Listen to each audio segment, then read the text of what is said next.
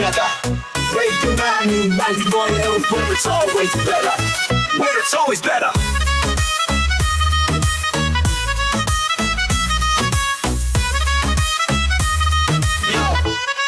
Yo. सुबह का सूरज या शाम का रंग, we bring you joy हर जुबान का धन. Community की बात हम हैं आपके साथ, let's spread the love. चलो मिल के साथ tune in, turn up, दिल से बात करो. Radio मानो ताकि गुरु FM के साथ चलो. Every voice counts, हर लम्हा यहाँ. चलो बात करके देखते हैं, let's all shine on. Yo, let's all go. सेहत की बात और dreams to share. Radio Manu 92 FM, we're always there. From unity to joy, we bring the light. Every word, every tune makes everything right. Listen up, it's time to unite. Radio Manu 92 FM, shining bright. Dill se suno, we love and care. Chalo baat karke dekhte hain, let's take it there. So come along for the ride. Radio Manu 92 FM, we're by your side. चलो बात करके देखते हैं. Your voice, your guide.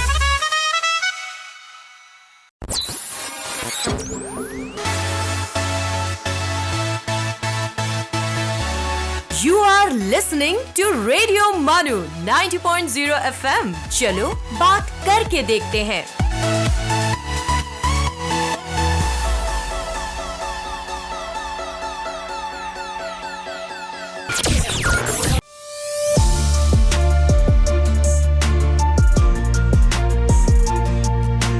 ये है radio मानू 90.0 FM. पेश है लीगली स्पीकिंग. हेलो फ्रेंड्स, मैं हूं doctor Shoaib Ansari, assistant professor at MANUU law school, Maulana Azad national Urdu university. A very warm welcome to our show legally speaking, empowering communities through legal awareness. Legally speaking में आज हम बात करेंगे साइबर लॉ के बारे में, और इस टॉपिक पे बात करने के लिए मेरे साथ स्टूडियो में मौजूद हैं प्रोफेसर तबरेज़ अहमद साहब. प्रोफेसर तबरेज़ अहमद साहब, आपका लीगली स्पीकिंग में खैर मकदम करता हूँ. प्रोफेसर तबरेज़ अहमद साहब डीन और हेड हैं मानू लॉ स्कूल में. सर से मेरा पहला सवाल ये है, sir what is cyber law? So thank you very much for inviting me in this very important discussion. जैसा कि हम लोग जानते हैं कि जो साइबर लॉ है वो बहुत बड़ा कैच वर्ड है आज के दौर में. हम लोग अगर चले जाएं पीछे 1995 से पहले, तो साइबर लॉ की बात नहीं होती थी. लेकिन जब इंडिया में मोबाइल फ़ोन आ गया, इंटरनेट आ गया, और सारी चीज़ें धीरे धीरे ट्रेडिशनल मीडियम से शिफ्ट होने लगी इलेक्ट्रॉनिक मीडियम में, इंटरनेट से होने लगी, फिर ई कॉमर्स आ गया, एम कॉमर्स आ गया. अब आजकल हम देखते हैं कि 30 साल के बाद आजकल ऑलमोस्ट सारी चीज़ें शिफ्ट हो रही हैं साइबर स्पेस में. जो चीज़ें ख़रीदते थे जा करके दुकानों से, अब हम ऑनलाइन ख़रीद रहे हैं, ब्लिंकिट से ख़रीद रहे हैं, और हम चीज़ों को अपने काम को ईमेल से के ज़रिए और व्हाट्सएप के ज़रिए कर रहे हैं. तो इससे क्या हो रहा है कि हमारे जो भी एक्टिविटीज़ हो रही हैं, जितना भी वो हम थे नॉर्मल मोड में, अब सारा हम कर रहे हैं ऑनलाइन मोड में जी. इंटरनेट से कर रहे हैं, मोबाइल फ़ोन से कर रहे हैं, या टेलीफोन कॉल से कर रहे हैं. ई बैंकिंग आ गया, ई एजुकेशन आ गया. इवन डॉक्टर लोग भी बहुत से जो है वो हमने देखा कि कोरोना काल में ना पेशेंट जा पाता था, ना डॉक्टर आ पाता था, तो डॉक्टरों ने बहुत से पेशेंट का इलाज ऑनलाइन किया. तो मेरा ये कहना है कि इंटरनेट जिस तरह से ग्रो हो रहा है, सारे हमारे जो एक्शंस हैं वो चले गए हैं साइबर स्पेस में. अब जो राइट्स का वायलेशन होता था, जैसे कि जो बैलेंसिंग होती है राइट ड्यूटी लायबिलिटी की, अब वो सारी चीज़ें चली गई हैं साइबर स्पेस में. तो अब वो राइट्स साइबर स्पेस में वायलेट हो रहे हैं. मान ली किसी को आपने बहुत ज़्यादा ईमेल भेज दिया, बम्बार्डमेंट कर दिया, या आपने किसी को टेलीफोन कॉल पे आपने उनको थ्रेसिंग कर दिया, या शाउट कर दिया, डिफेम कर दिया.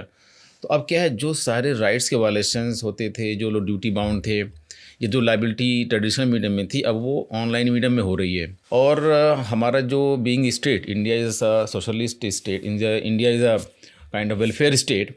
तो वेलफेयर स्टेट होने के बजाय गवर्नमेंट की जिम्मेदारी है कि हमारे राइट्स को प्रोटेक्शन दे जी. चाहे हम मोबाइल पे हों, चाहे व्हाट्सएप पे हों, चाहे इंटरनेट पे हों, साइबर स्पेस पे हों, सोशल मीडिया में हों. तो अभी क्या हो रहा है कि बहुत तेज़ी से हमारा जो है एक्सेस बढ़ रहा है जी साइबर स्पेस में. उसकी वजह से क्या हो रहा है कि अब जो राइट्स का वायलेशन का चांस ही बढ़ रहा है, और बहुत ज़्यादा क्राइम भी हो रहे हैं. ट्रेडिशनल में होता है कि आपको पता है कि आपके सामने कौन आदमी है, आपसे क्या कह रहा है, बदतमीज़ी कर रहा है, या आपसे सामान खरीद रहा है, पेमेंट कर रहे हैं, हम देख रहे हैं कौन पेमेंट कर रहा है, किस करेंसी में कर रहा है.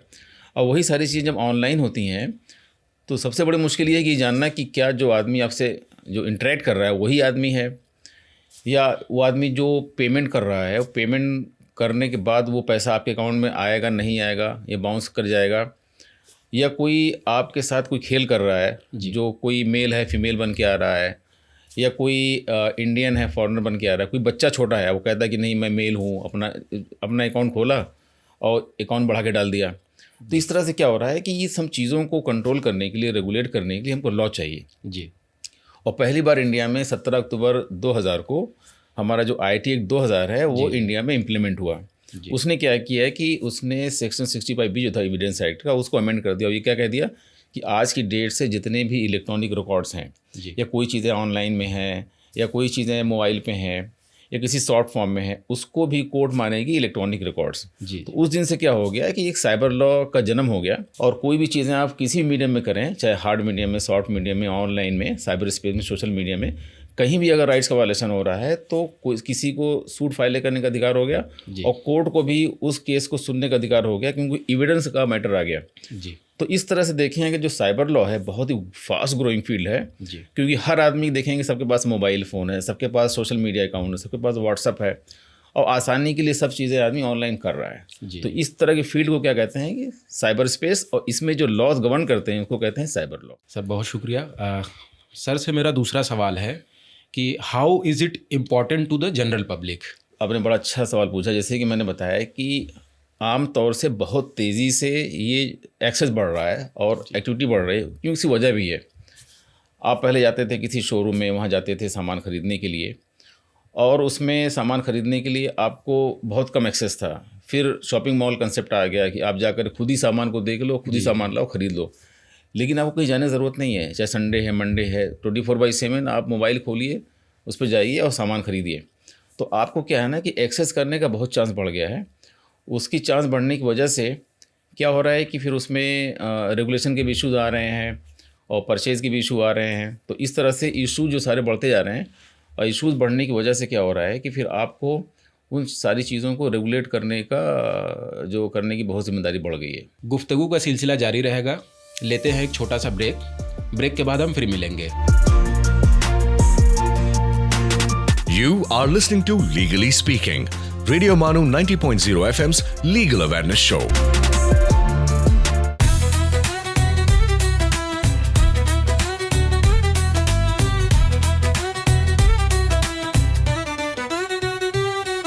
आप सुन रहे हैं रेडियो मानू 90.0 FM, एक community radio station. So join the wave, come along for the ride. Radio Manu 90.0 FM, we're by your side. चलो बात करके देखते हैं. Your voice, your guide.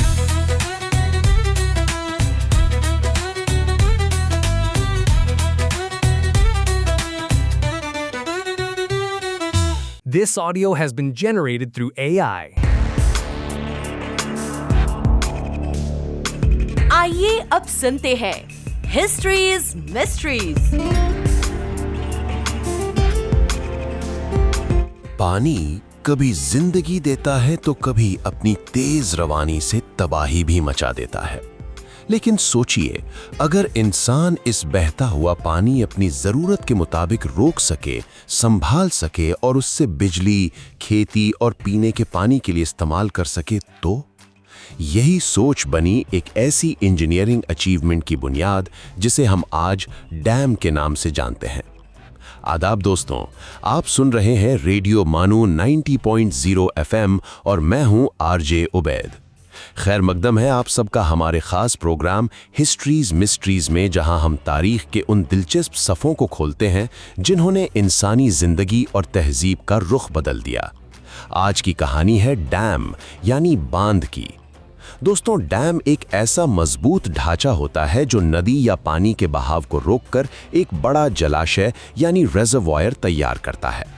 इस पानी का इस्तेमाल खेती, पीने के पानी, बिजली पैदा करने, फ्लड कंट्रोल और कई दूसरे मकासद के लिए किया जाता है।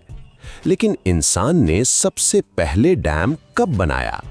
तारीख बताती है कि दुनिया के सबसे पुराने मालूम डैम्स में से एक जावा डैम है, जो आज के जॉर्डन में लगभग 3000 BCE के आसपास बनाया गया था। इसका मकसद बरसात का पानी जमा करना और आसपास के लोगों की ज़रूरतों को पूरा करना था। इसके बाद प्राचीन मिस्र यानी एंशिएंट इजिप्ट में लगभग 2600 BCE के आसपास सड एल कफ़ारा डैम बनाया गया। ये दुनिया के पहले बड़े मेसनरी डैम्स में से एक माना जाता है। हालांकि एक बड़े सैलाब की वजह से ये डैम ज़्यादा अरसा कायम ना रह सका, लेकिन इसने इंजीनियरिंग की दुनिया में एक नई सूझ को जन्म दिया। बाद में रोमन्स ने डैम कंस्ट्रक्शन की टेक्नोलॉजी को और बेहतर बनाया। उन्होंने मजबूत पत्थर, कंक्रीट और आर्चेस का इस्तेमाल करके ऐसे डैम्स बनाए जिनमें से कुछ आज भी मौजूद हैं। वक्त के साथ डैम्स सिर्फ पानी रोकने तक महदूद नहीं रहे, उन्होंने बिजली पैदा करना, खेती को पानी पहुंचाना और शहरों को पीने का पानी देना भी शुरू कर दिया। तो दोस्तों, डैम सिर्फ कंक्रीट और पत्थरों की दीवार नहीं है, ये इंसानी प्लानिंग और इंजीनियरिंग का एक बेहतरीन मिसाल है। इसने बहता हुआ पानी सिर्फ रोका ही नहीं, बल्कि उसे तरक्की की ताकत में बदल दिया। मैं हूं आरजे उबैद और आज के हिस्ट्रीज मिस्ट्रीज में फिलहाल इतना ही। अगली मुलाकात में फिर लेकर आएंगे तारीख के पन्नों से एक और दिलचस्प इन्वेंशन, डिस्कवरी या हिस्टोरिकल इवेंट की कहानी। तब तक के लिए सुनते रहिए रेडियो मानू 90.0 FM। चलो बात करके देखते हैं। You were listening to History's Mysteries.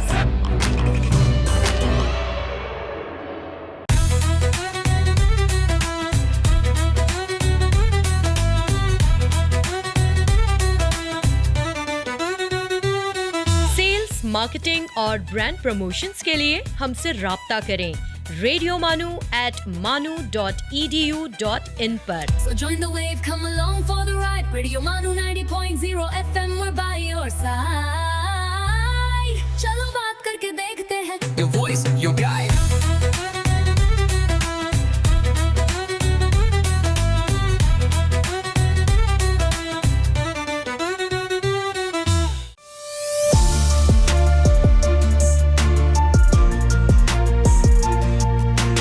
You are listening to Legally Speaking, Radio Manu 90.0 FM's legal awareness show.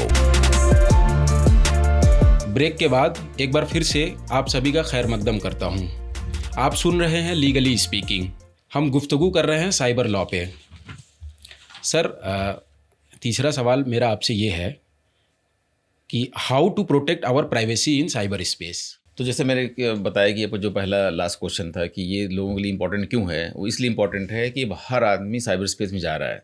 वो क्वालिफाइड है, नॉन क्वालिफाइड है, इंडियन है, फॉरेनर है, गांव का है, शहर का है, स्टूडेंट है, फैकल्टी है, वर्किंग, नॉन वर्किंग, सबके लिए इंपॉर्टेंट है क्योंकि हर आदमी क्या है अपनी आसानी के लिए साइबर स्पेस में जा रहा है। लेकिन अवेयरनेस नहीं होने की वजह से क्या हो रहा है कि वो कहीं ना कहीं शिकार बन जा रहा है साइबर क्रिमिनल्स का। तो पहले वाले जो क्रिमिनल्स थे, वो जो क्रिमिनल पहले थे, वो लोग जैसे कोई अनएम्प्लॉयड है या किसी के पास कोई बिजनेस नहीं है, वो खाली बैठे हुए हैं, तो इस तरह के लोग क्राइम किया करते थे। अभी क्राइम कौन लोग कर रहे हैं? जो हाईली क्वालिफाइड हैं, बहुत ज़्यादा ट्रेंड हैं वो, और वो लोग प्लानिंग करके क्राइम कर रहे हैं। तो इससे क्या है, एक आम आदमी, कम पढ़ा लिखा आदमी आराम से ट्रैप में आ जा रहा है और शिकार बन जा रहा है।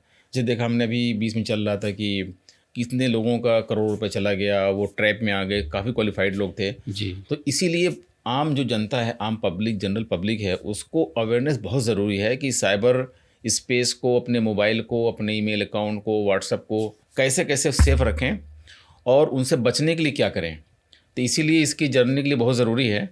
और मैं जानना चाहूँगा कि आपने तीसरा सवाल क्या पूछा, दोबारा रिपीट कर सकते हैं उसको? सर, मेरा तीसरा सवाल आपसे ये था कि how to protect our privacy in cyber space. हाँ, तो जैसे बताया मैंने कि सब लोगों को जानना बहुत ज़रूरी है कि कैसे वो सेफ्टी हो और क्या लॉज हैं, क्योंकि इंडियन लॉ अलग है, फॉरेन लॉ अलग हैं। तो उसको सेफ्टी तभी आप जान पाएंगे जब आप जाएंगे कि बेसिक टेक्नोलॉजी जी, कि आप जैसे जानते हैं कि पासवर्ड क्या है। कुछ लोग क्या करते हैं, सिंपली अपना बर्थडे डाल दिया या अपने बेटे का नाम डाल दिया या अपने गांव का नाम डाल दिया। जी जी तो उसमें क्या होता है, फिर आपको आराम से हैकर हैक कर सकता है। जी। सो बचाने के लिए क्या करना पड़ेगा कि जितने भी आपके पासवर्ड वगैरह हैं, चाहे बैंक का हो, चाहे व्हाट्सएप का हो, ईमेल का हो, अपने पासवर्ड को बहुत स्ट्रॉन्ग रखना है आपको। उसे बोलते हैं फायरवॉल। तो पहले सिंपली स्टार्टिंग में फायरवॉल का एक लेवल था, अभी 3-4 तरह के फायरवॉल आ गए हैं। जी। तो आप क्या कर सकते हैं, बहुत से मुश्किल पासवर्ड बनाइए जी। और जैसे मान लीजिए कि अपने अल्फ़ाबेट्स है, उसमें नंबर्स हैं, सिंबल्स हैं, मिक्स कर दीजिए और थोड़ा बड़ा बनाइए और उसको रेगुलरली अपडेट करते रहिए। जी। और दूसरा क्या है कि आप डिफरेंट फायरवॉल यूज़ कीजिए। जैसे अभी क्या है, अगर आपने कोई बैंकिंग ट्रांजेक्शन करना है तो बैंक पूछता है कि आप सेकंड लेवल लेंगे क्या फायरवॉल। उसमें क्या होगा, फिर आप जब अकाउंट में आप डालेंगे अपना पासवर्ड और यूज़र नेम, तो वो बोलेगा कि एक OTP आएगा, जी। OTP डालिए। और फिर कुछ केसेस में क्या होता है कि ईमेल भी आता है कि अब ईमेल भी OTP आएगा, तो वहाँ भी खोलिए, तब एक लेवल बढ़ गया। इस तरह से बहुत मुश्किल पासवर्ड यूज़ करना है और साथ में पासवर्ड को चेंज भी करते रहना है बार बार, और इसको बहुत सीक्रेट रखना है। जी। और पासवर्ड बहुत जनरल चीज़ नहीं होनी चाहिए। जी। और कभी अगर आप प्राइवेसी को मेंटेन करने के लिए लोग क्या करते हैं, बर्थडे पार्टी में गए तो पूरी फ़ोटो डाल दिया बच्चों की, वाइफ की, फैमिली की। कोई फॉरेन ट्रिप पे गए हैं, अपना हनीमून पे गए हुए हैं, वो फ़ोटोज़ डाल दिया, तब तो सोचे नहीं कि क्या होगा। उसी फ़ोटोज़ को पता चला 10-20 साल के बाद, 15 साल के बाद किसी ने कहीं और उसको मिसयूज़ कर लिया। जी। जैसे आप डालते हैं सोशल मीडिया में, ये माना जाएगा कि इसको अपनी जो प्राइवेसी को आप जो है उसको खुद ही इंजॉय नहीं कर रहे हैं, आप ये कह रहे हैं पब्लिक है। जी। तो बाद में दोबारा से कैसे आप कह सकते हैं ये प्राइवेट नहीं था। तो कुछ भी डालने से पहले सोशल मीडिया में आपको बहुत ज़्यादा अलर्ट होना है कि कौन सा कंटेंट डालना है, कौन सा कंटेंट नहीं डालना है। और उसमें ये भी आपको देखना है कि वो जो कंटेंट डाला आपने, आपके कौन लोग देखने वाले हैं। क्योंकि ऐसा होता है कुछ लोग दिखाने के लिए मेरे बहुत फ्रेंड्स हैं तो सबको एक्सेप्ट करते रहते हैं फ्रेंडशिप। तो कितने लोगों को फ्रेंडशिप बनाना है आपको, उन्हीं को बनाइए जो आपके जानने वाले हों। बल्कि क्रॉस चेक भी कीजिए, वरना कोई दूसरा बंदा किसी के नाम से बना करके प्रोफाइल आपको भेज देगा, रिक्वेस्ट आप एक्सेप्ट कर लेंगे। तो फ्रेंड्स बनाने में केयरफुल रहिए। और बाकी लोग आपके साथ क्या इंटरेक्शन करते हैं, अगर आपको लगता है कि इंटरेक्शन सही नहीं, उनको डिलीट कर दीजिए। जी। तो अपने सोशल मीडिया अकाउंट्स को बहुत आपको वेरीफाई करना है, सिलेक्टेड लोगों को फ्रेंड बनाना है, जहाँ डाउट होता है उनको डिलीट कर देना है। जी। कंप्लेंट भी कर सकते हैं, वहाँ पे एक कंप्लेंट बॉक्स रहता है कि मतलब अगर कुछ डाउट आपको हो रहा है किसी के ऊपर तो कंप्लेंट कर दिए कि ईमेल अकाउंट सही नहीं है। जी। तो इस तरह से मेरे ख्याल से अगर आप लोग जागरूक रहेंगे, अपने अकाउंट को मेंटेन करेंगे, तो मेरे ख्याल से इससे बच सकते हैं। ये बहुत इंपॉर्टेंट है। सर से मेरा अगला सवाल है, sir what is cyber crime? हाँ, बहुत अच्छा सवाल है। जैसे हम लोग जानते हैं कि बहुत ही कैच वर्ड आजकल है, साइबर क्राइम बहुत ज़्यादा हो रहे हैं। तो ये सारी चीज़ें जुड़ी हुई हैं। जब हम लोग ट्रेडिशनल मीडियम से साइबर स्पेस में गए, हमने सारी अपनी एक्टिविटी करना शुरू किया, तो एक तो बड़ा मुद्दा प्राइवेसी का आ गया, फिर कैसे बचाया जाए वो आ गया। अब तीसरा मुद्दा आ गया अबाउट दी क्राइम्स। तो फिर ये जो मैंने बताया था कि इसमें ये इशू आ रहा है कि बहुत ज़्यादा क्वालिफाइड लोग होते हैं, वो क्राइम करते हैं। जी। जिसे बोलते हैं साइबर क्राइम। तो साइबर स्पेस में जो क्राइम होगा वो साइबर क्राइम होगा। अगर किसी ने आपके घर में थेफ्ट कर लिया तो नॉर्मल थेफ्ट हो गया। लेकिन किसी ने आपके बैंक से पैसे चुरा लिए या किसी ने आपके अकाउंट से पैसे चुरा लिए, तो ये होता है साइबर क्राइम। या किसी ने आपको ऑनलाइन सोशल मीडिया में डिफेम कर दिया, या किसी और ने जो नॉर्मल क्राइम्स थे, अगर वो सारे क्राइम साइबर स्पेस में होंगे तो साइबर क्राइम कैटेगरी में आता है। जी। तो जनरली क्राइम में क्या होता है कि जो क्राइम होता है वो एक जो थाने का एरिया होता है, पुलिस का एरिया, उसी को राइट है उसका उस केस को हैंडल करने का। जी। लेकिन जब साइबर क्राइम होता है तो मेन प्रॉब्लम ये आती है कहाँ पे क्राइम हुआ है, किसने क्राइम किया है। जी। जी। वो कोई फॉरेन से भी कर सकता है। जी। जब क्राइम कर रहा था दोनों पार्टीज कहाँ पे थी। सबसे बड़ा मुद्दा आता है इसमें ज्यूरिसडिक्शन का। जी। जी। तो ये साइबर क्राइम जो है अभी इसमें बहुत बड़ा इशू चल रहा है, क्योंकि पूरे वर्ल्ड में अभी साइबर क्राइम में पूरी दुनिया एक प्लेटफॉर्म में नहीं आ पाई है। जी। जो साइबर क्राइम कन्वेंशन 2001 थी, जो led by the American European union, उसको भी साइन लोग नहीं कर पाए, क्योंकि उससे लगता था लोगों को कि ये ज़्यादा सपोर्ट करती है अमेरिकन यूरोपियन लोगों को, वेस्टर्न कंट्री को। फिर 2019 में इंडिया, ब्राज़ील और चाइना ने एक कन्वेंशन स्टार्ट की साइबर क्राइम की, उसको भी लोगों ने साइन नहीं किया। उसमें ये आ गया कि ये लोग कह रहे थे कि ये कन्वेंशन सपोर्ट करती है Chinese, Russian, Indian, Brazil interest को। जी। फिर अभी जो 2024 में दिसंबर में एक कन्वेंशन फिर दोबारा से यूएनओ ने लॉन्च किया कि उसमें ये कोई आईसीटी जो टूल्स हैं उसको मिसयूज़ नहीं करेगा। जी। तो मेरा यही कहना है कि पूरे वर्ल्ड में अभी कोई साइबर क्राइम लॉ ऐसा नहीं है पूरे वर्ल्ड में कि आप क्राइम करें और उसकी वजह से पकड़े जाएं, क्योंकि मेन होता है एविडेंस। जी। तो जब यही पता नहीं है कि साइबर क्राइम करने वाला कहाँ से कर रहा है, कौन कर रहा है, ठीक है, उसका क्या ज्यूरिसडिक्शन है, इसका पता लगाना बहुत मुश्किल होता है, क्योंकि बहुत कॉस्टली अफेयर है पता लगाना। जी। छोटे मोटे चीज़ों में इसको पता लगाना मुश्किल है। तो इसीलिए साइबर क्राइम जो है वो बहुत तेज़ी से बढ़ रहा है और इसको रोकना बहुत ज़रूरी है। गुफ्तगू आगे जारी रहेगी, लेते हैं एक स्मॉल ब्रेक। आप सुन रहे हैं लीगली स्पीकिंग, रेडियो मानू 90.0 FM का लीगल अवेयरनेस शो।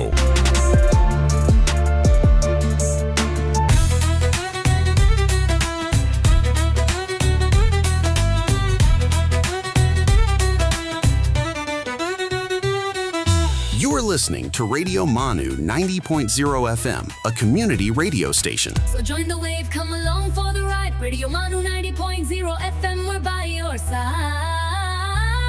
चलो बात करके देखते हैं. Your voice, your guide.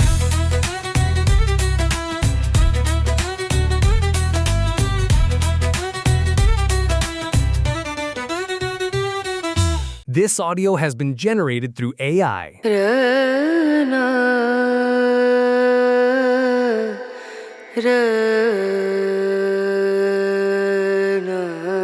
This is Radio Manu 90.0 FM. Let's listen to the Mindful Minute.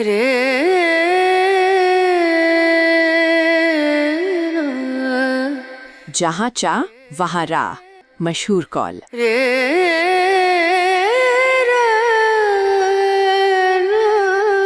असफलताएं कभी कभी सफलता की स्तंभ होती हैं।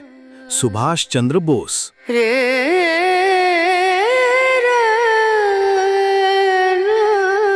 You must stay drunk on writing, so reality cannot destroy you. Ray Bradbury.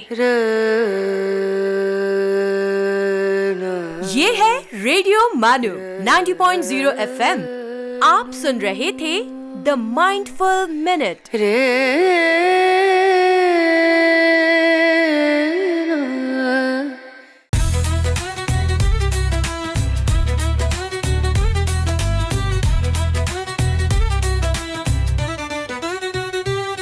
For sales, marketing and brand promotions, write to us on Radio Manu at manu.edu.in. So join the wave, come along for the ride. Radio Manu 90.0 FM, we're by your side. चलो बात करके देखते हैं. Your voice, your guide.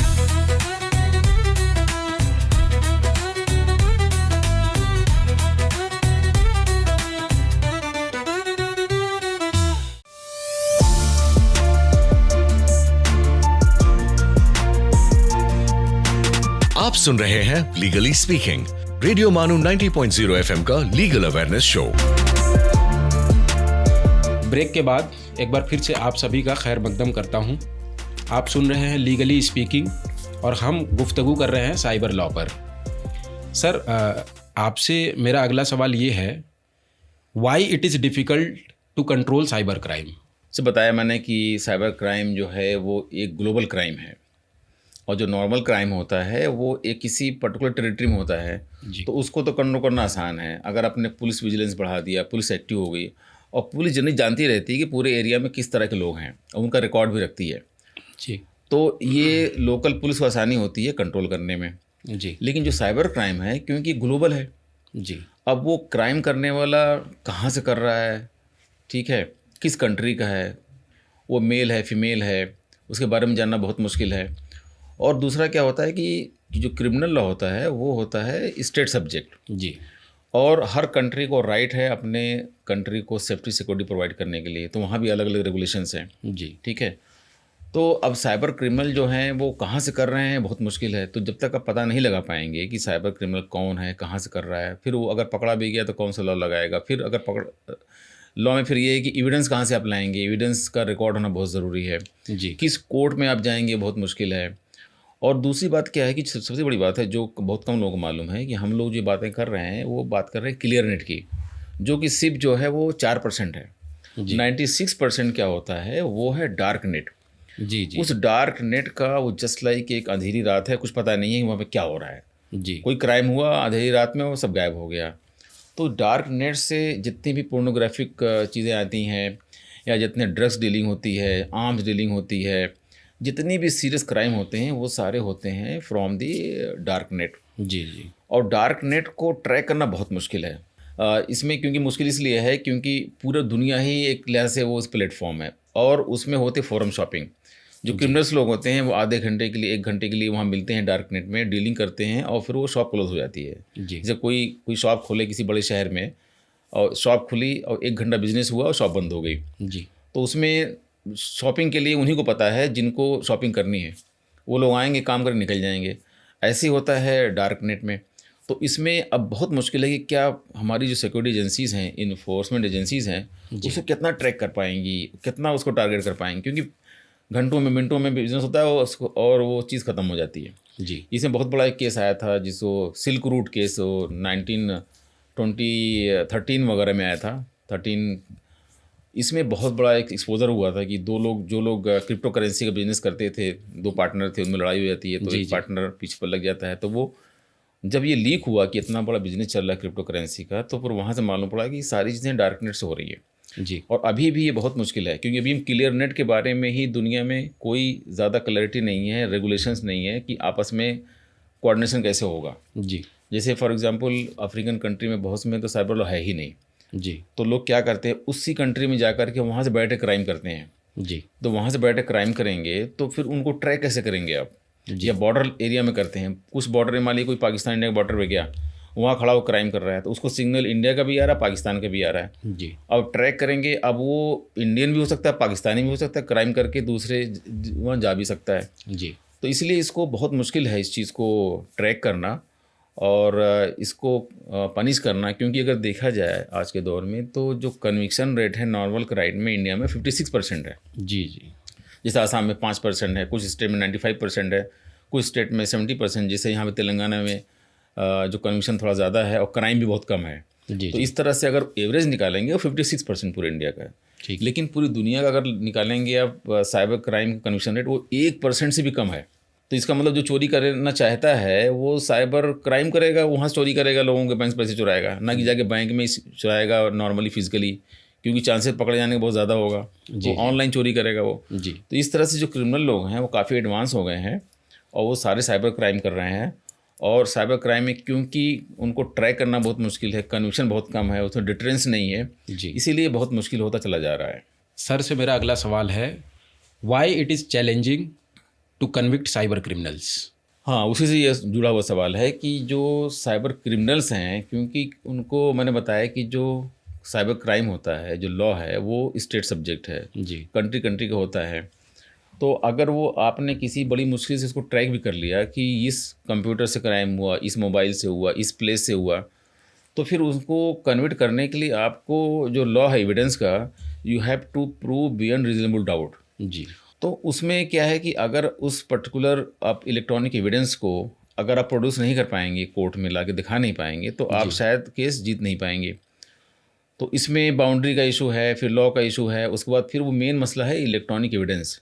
जी, जैसे बताया मैंने कि लोग जाते हैं अफ्रीकन कंट्री, वहाँ से क्राइम कर देते हैं। जी, अब उस अफ्रीकन कंट्री के बाद कोई साइबर लॉ है ही नहीं, या मान लीजिए कि जिसके अगेंस्ट में क्राइम हुआ है वो इंडियन है, क्राइम किया जाता है अफ्रीका से, लेकिन करने वाला अफ्रीकन नहीं है, वो किसी और कंट्री से गया था साइबर क्राइम करने के लिए। जी, और इंडिया के साथ, अफ्रीका के साथ और जिस कंट्री का वो बंदा है, उन तीनों के बीच आपस में कोई कन्वेंशन नहीं है, कोई ट्रीटी नहीं है कि अगर ऐसा क्राइम होता है हम तीनों आपस में एक दूसरे को सपोर्ट करेंगे। जी, तो अगर आपने उसको पकड़ भी लिया तो कैसे कन्विट करेंगे, क्योंकि वो फिर आपको करना पड़ेगा एक्सट्रेडिशन। वो तो बंदा अभी है अफ्रीका में, अब जो इसको एक्सट्राइड वो कंट्री करेगी जिस कंट्री के पर्सन का क्राइम हुआ। जी, तो अब वहाँ पे कोई कन्वेंशन नहीं है तो उसको एक्सट्राइड नहीं कर पाएंगे। अगर कर भी लेते हैं तो पुलिस को दिखाना पड़ेगा एविडेंसेस। हो सकता है कि जिस साइट पे क्राइम हो रहा था उसका सर्वर जो है किसी ऑस्ट्रेलिया में हो। जी, अब ऑस्ट्रेलिया के साथ भी कोई आपका कन्वेंशन नहीं है, तो ऑस्ट्रेलिया गवर्नमेंट बोलेगी कि भाई हम आपको एविडेंस नहीं दे सकते क्योंकि हमारे साथ आपका कोई ऐसा कन्वेंशन नहीं, ट्रीटी नहीं है। ओके, अगर देखा जाए तो इंडिया में भी काफ़ी इश्यूज़ हैं, जैसे स्टेट वाइज, वैसे बताया मैंने क्राइम स्टेट सब्जेक्ट है। जी, जैसे कुछ प्लेसेस जो झारखंड में है और कुछ प्लेसेस नू में है, यहाँ पे इंडिया में, हरियाणा में, जी, ये कहे जाते हैं कि इंडिया में हेवन है क्राइम करने के लिए। लोग वहाँ पे जाकर के फुल टाइम सिम का काम ही क्राइम करना। तो झारखंड के जंगलों में वहाँ पे लोग जाते हैं और फुल टाइम का काम ही क्राइम करते हैं। जब पुलिस जाती है तो जंगलों में भाग जाते हैं, पकड़ नहीं पाती है वहाँ पे। जी, जी, तो इस तरह से क्या है कि इसलिए ये बहुत मुश्किल है इसको कंट्रोल करना, ट्रैक करना। ट्रैक भी कर लिया, कंट्रोल भी कर लिया, पकड़ भी लिया तो एविडेंस दिलाना और फिर कन्विक्स करना। जी, कन्विक्शन के लिए आपको एक क्लियर लॉ चाहिए, कितने साल की सज़ा होगी, सज़ा में कितना हमको देना पड़ेगा पनिशमेंट, इन सब सारी चीज़ों की वजह से जो साइबर क्रिमिनल्स हैं उनका कन्विक्शन बहुत मुश्किल है जी। और अगर कन्विक्शन मुश्किल है तो बताया मैंने कि डिटरेंस नहीं है। क्यों? कि कन्विक्शन रेट जस्ट 1% से भी कम है जी। तो कम से कम जो क्राइम करने वाला है उसको ये लग रहा है कि चलो मैं 100 बार क्राइम करूँगा तो शायद एक बार पकड़ा जाऊँगा जी। और एक बार शायद मेरे कन्विक्शन होगा। और कन्विक्शन में भी कभी कभी इशू आ जाता है, कन्विक्शन हो भी गया तो आपको एक्स्ट्रेडिशन का भी इशू आ जाएगा, जो इंटरनेशनल लॉ इशू वगैरह आते हैं जी। तो उस तरह से देखा जाए तो ये बहुत ज़्यादा मुश्किल हो रहा है। इसीलिए इसको कंट्रोल करना है तो कम से कम एक इंटरनेशनल लॉ बने, साइबर लॉ या साइबर क्राइम कन्वेंशन कोई पास हो, सब लोग साइन करें और सब लोग एग्री करें कि दुनिया से साइबर क्राइम को ख़त्म करना है जी। और कभी क्राइम होता है तो एक दूसरे के साथ वो साझा करें, वो शेयर करें जो एविडेंसेस हैं, लर्निंग शेयर करें कि कैसे कैसे क्राइम हो रहा है, तभी जा कर के साइबर क्राइम को कम कर सकते हैं, क्रिमिनल्स को कंट्रोल कर सकते हैं, कन्विक्शन बढ़ सकता है, डिटरेंस आ सकता है। तो हम लोग शायद आने वाले दिनों में अपनी लाइफ को पीसफुल कर सकते हैं, क्योंकि हम अभी नहीं कर सकते, इतना आगे निकल चुके हैं कि हमको ई बैंकिंग नहीं चाहिए, हमको सोशल मीडिया नहीं चाहिए या हमको ऑनलाइन शॉपिंग नहीं चाहिए, क्योंकि इतना आसानी है, इतना चीप है, इतना ईजी है।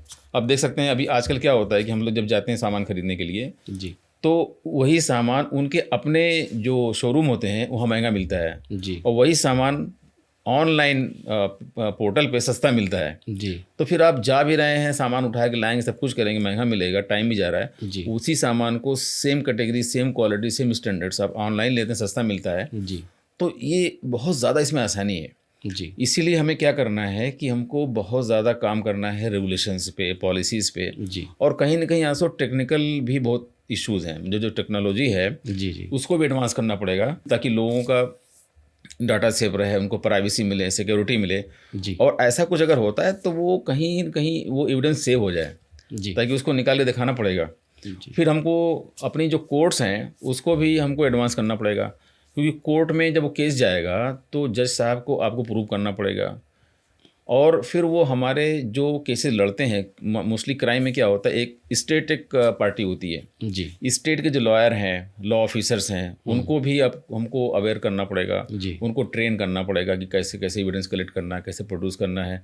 हमारी कोर्ट भी बहुत कम कोर्ट्स हैं जो टेक्नोलॉजी कोर्ट हैं। जी दिल्ली हाई कोर्ट में एक कोर्ट है, टेक्नोलॉजी कोर्ट है, सुप्रीम कोर्ट में कुछ कोर्ट टेक्नोलॉजी कोर्ट है और बहुत से डिस्ट्रिक्ट में है ही नहीं जी। उनको पता भी नहीं है।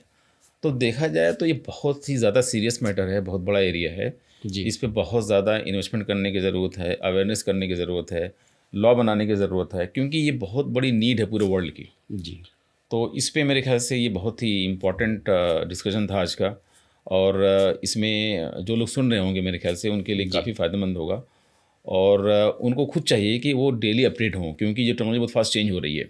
क्रिमिनल्स लोग भी अपना क्राइम करने का जो तरीका चेंज कर रहे हैं, जब तक पुलिस पकड़ती है कोई नया तरीका निकल आता है। तो इस तरह से मेरे ख्याल से सुनने वालों को अपने लेवल पे भी अपडेट होने की ज़रूरत है, अवेयर होने की ज़रूरत है और इस तरह के प्रोग्राम को सुनना बहुत ज़रूरी है। सर, आपके जवाबों का बहुत शुक्रिया। दोस्तों, मुझे उम्मीद है हमारा शो पसंद आया होगा।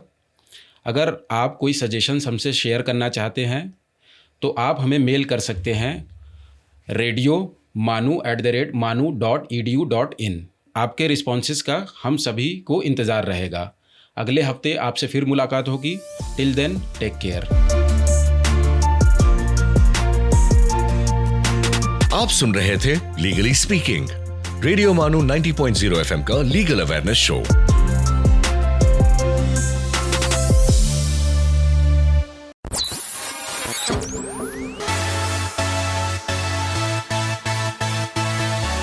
दिस इज रेडियो मानू 90.0 FM।